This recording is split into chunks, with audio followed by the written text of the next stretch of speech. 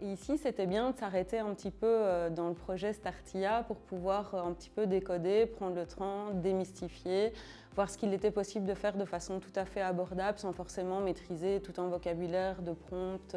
de tokens, etc. Mais simplement déjà de voir que si on parle à ChatGPT comme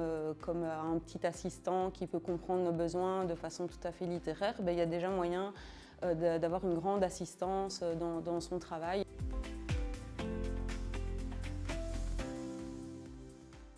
Je m'appelle Élodie Leder, je suis médiatrice numérique au CRF, donc ça veut dire qu'au sein du Conseil régional de la formation, je suis chargée de sensibiliser les pouvoirs locaux aux enjeux de la digitalisation et à voir un petit peu comment favoriser la montée en compétences numériques. Je suis Caroline de Blander, je suis chargée de projet au Conseil régional de la formation.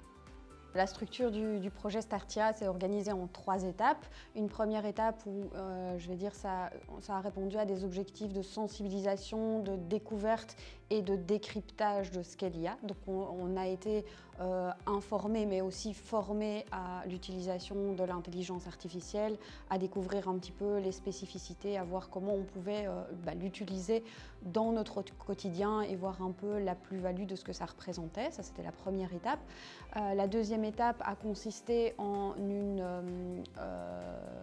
étude, entre guillemets, des projets qu'on pouvait potentiellement mettre en œuvre, c'est-à-dire qu'au-delà de l'intuition qu'on avait sur certains outils, certains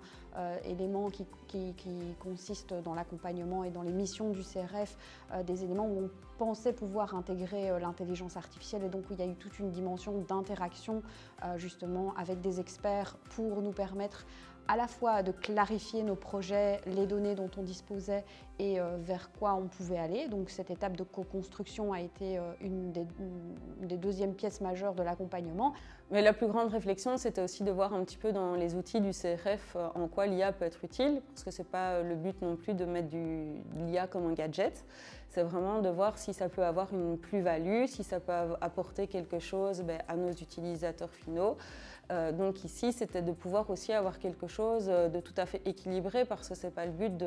d'investir, il ne faut pas passer à côté de notre mission et de dépenser de l'argent ou de l'énergie pour des choses qui finalement ne sont pas indispensables. C'est de voir plutôt comment repenser les services qu'on rendait pour finalement utiliser l'intelligence artificielle pour arriver plus vite et mieux au résultat final. Et la troisième étape a consisté en un rapport final qui nous a permis de voir concrètement à quoi finalement les projets essentiels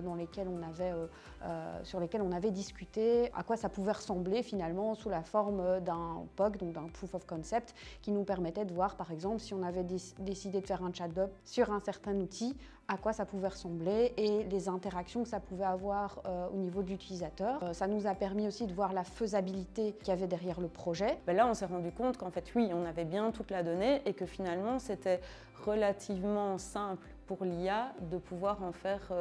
quelque chose de concret. Et donc là, à ce niveau-là, Startia nous a bien aidés.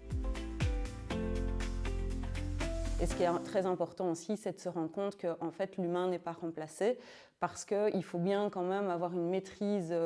minimale du sujet pour pouvoir décoder, et que ChatGPT, lui, il est juste un assistant, et que c'est quand même l'humain qui, en fin de compte, doit lui dire « je suis d'accord avec le résultat final »